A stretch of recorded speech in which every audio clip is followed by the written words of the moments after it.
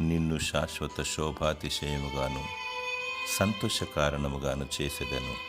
యెషయా 60వ అధ్యాయము 15వ వచనము. నిన్ను సదాకాలము వెలుగును ప్రసరింపచేయును. నన్ను ప్రేమించి నా ఆజ్ఞలను గైకొను వారిని 1000 తరముల వరకు కరుణించువాడనై ఉన్నానని దేవుడు అభయమిస్తున్నాడు. అలాగే బహుతరముల వరకు సంతోష కారణముగాను చేస్తానని ఆయన వాగ్దానము చేయుచున్నాడు. ఆయన బలిష్టమైన హస్తం క్రింద రెక్కల చాటున సాగిపోవాలి. దేవుడు మాట తప్పనివాడు. నిన్ను పిలిచినవాడు నమ్మదగినవాడు. అలాగు చేయును. దేవునికి కృతజ్ఞతాస్తుతులు చెల్లించు. నిత్యము ఆయనను స్తుతించు. దేవుడు నిన్ను బహుగా ఆశీర్వదించును.